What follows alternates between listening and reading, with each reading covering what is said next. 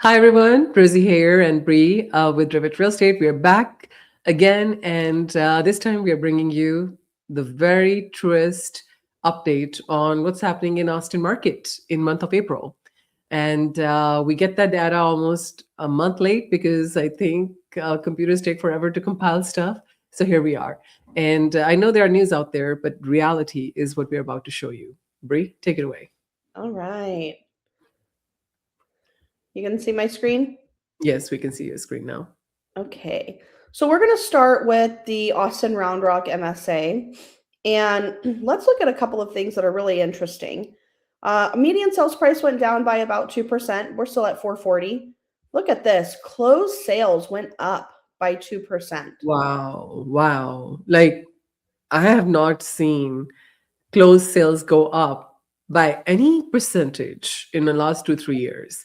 I mean, Yeah. the most I've seen is 0.01, 0.1, 0.2, but 2% is like a full digit. Yeah. And two, not one digit, 2%. And Yeah, I that's think awesome. what's even crazier is look at this. Our new listings are down by almost 7%, but our pendings are up by 15%. Yes. So this is the lead measure of what's about to happen next. When pendings go up by double digit 15%, I think this is the second time we're seeing in a row pending sales go up. Now you're going to start seeing closed sales go up. And this could be the reason why they're saying that Austin bar advantage is starting to fade away. Because when 15% of sales are up, it means that many buyers are in the market ready to write offers and go under contract on properties. Yeah. I Yeah. want to I want to show some I want to show two things. Number one, average days on market, we're still in the 60 days, Yeah. right? 60 to 75 days. So this hasn't really changed much. And sometimes people get I would say like, hey, it's been on the market for 45 days. It's not going to sell, whatever the case may be. But that's proving to be untrue because we still have quote unquote longer days on market, but we still have pending sales at over 15%. So they're Yeah. selling. Yeah, the direct correlation between days on the market is with the months of inventory. Like if you hover over your circle, when there is 4 months of inventory, which means it will take 4 months for all the houses that are available on the market to sell, if each house on an average takes 67 days to sell. And I think people forget that just because buyers are buying, it doesn't mean they don't have a choice. They have a choice.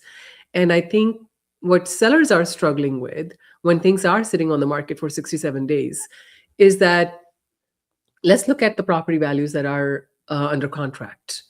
But they don't understand what has already gotten under contract is a rear view mirror. And they forget to look at what the properties are doing right now when they're active in the market. That's your front view mirror when you're driving and you're headed towards a sale. You cannot look at what happened because that is just an indicative of what people were willing to pay for. Your real competition is what is active right now. And if we are not watching that, that's what's really causing the days on the market to go high. If Yeah. people are just that faster, things will sell faster. Yeah. And I also think what's interesting is, our months of inventory we're sitting at a little over 4 months, but our new listings are down by Yeah. almost 7%. So if new listings go down and pending sales go up, months of inventory could go down. Yes, yes. It's almost like we're not bringing new inventory and the existing one is getting sold, which means scarcity is coming in. Yep. And that's why they're saying that Austin home buyer advantage might be slowly fading away. Yep. Now Yeah. I want to look at this. This is City of Austin. Median sales price were down by about 3%, but look at this. Closed sales are up by almost 10%. Wow. Wow. Pending sales up by 20%. This is exactly what's going to happen in other counties as well. Yeah, Wow. Look at active listings down by 24%, Bree. I know. And now people are, you know what sellers are saying? Where is my offer?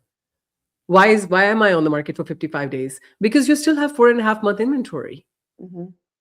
So I think in real estate, what people struggle the most with is that they want to see data, like hindsight 2020. Once it has happened, it's already due. Like we talk about real estate as a bell curve, right? You only know that market is going up when you know the data a few months ago was low.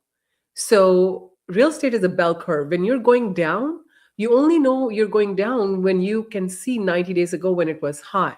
So this bell curve is where people get stuck. But if you can predict these little indicators, you can see what's coming up ahead and keep sight of what's important. So if you're on the market to buy and sell, adjust the price, sell, because your buyer advantage is slipping away from your hands right now like sand. So I wouldn't hold on to little expectations too long if buying is your main prerogative. Yeah. Yeah. And same thing goes with buyers. I know, look at this average close to list price. We're at almost 95%, meaning, if a property is listed for, let's say easy math, 100K, you're buying it for 94,900. There's a 5% difference. Yeah. Sometimes as a buyer, you get very eager to say, oh, it's been on the market for 55 days. Let's negotiate, 15%, 20%. Well, look at this average close price to list price ratio. We're not at 85 or 80%. Yeah. Yeah. We just sold a property, Bree, today with our common client that we're working with.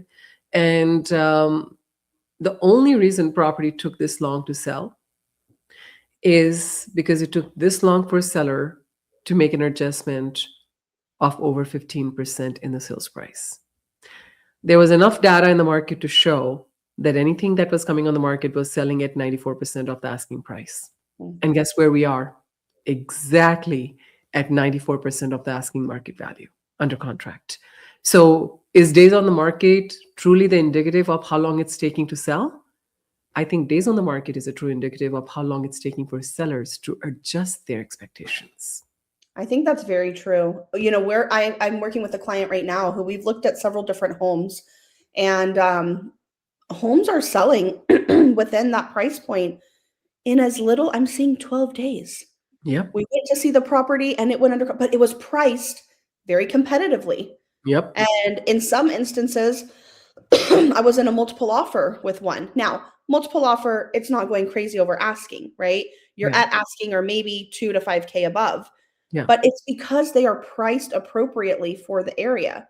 Yeah. Other homes are sitting on the market and they're not getting any activity until they adjust that price. Yeah. Once they adjusted that price, then they're going under contract. Yeah.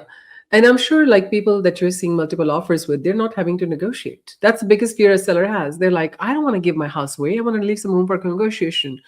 We've been doing it for over 15 years. That has been the story from day one. Mm-hmm. If everybody's thinking the same way, is it even a trick? Yeah. I'm like, guys, like tactic shown is tactic blown. If Mm-hmm. every seller wants to go on the market in spring, is spring a really good time then? It's a high inventory time. If everybody wants to price high so they can sell low, is it even a trick? Maybe you want to price it right and surprise the end buyer that, look at how many offers I have. Give me what I want. Like maybe price low and sell high. Yeah. Maybe that's the new tactic. I have been begging from day one. Nobody is listening, so we're good, I guess. Oh man. Okay, I think that's, oh wait, let's just look at Travis County. Everybody is 20% up, Bree. This is, and new listings are down by 10%, active Yeah. down by 19. I mean, I don't know. Well, I'm interested to see what May numbers are going to end up bringing, because this month's of inventory is going to probably go down if we continue to have this. Yeah, yeah. I have the same data that you're looking at I'm gonna see if I can share my screen real quick. Share screen, this is the right one. All right, guys, for people who like data in a different format, just for your eyes to be pleased. Let's look at a higher view, zoom in. Okay, can you see it nicely? Bigger? Yep. Okay, look at this. This is exactly what Bree was showing you guys. I'm just gonna consolidate it one more time. April data for Austin Round Rock. Number of homes sold 2% more, pending sales are up 15% more. For leases, more closed leases, Bree, and pending sales are also up for leases by 12%. And for City of Austin, pending sales up 20%. For leases, pending sales up 13%. Travis County, 20% more for pending sales. For leases, 14% more. 18% more for Williamson County for sale, 7% more for leases for Williamson County. Hayes County, 14% high, leases 16% high. Bastrop County, 45% more than last year. Wow. Leases, 21%. Bastrop is fire hot right now. Mm-hmm. Caldwell County, 72% more than last year. In April, leases 61% more pending. So if you start seeing market do better in Austin, all of a sudden you heard it here first. This is your signal that buyer advantage is going away. Jump in now. Buy your homes now. We need to call our people who are thinking they want to take another 6 months and show them this right now. Mm-hmm. So this was our 10-minute market update. You heard it from us first. Buyer advantage is going away.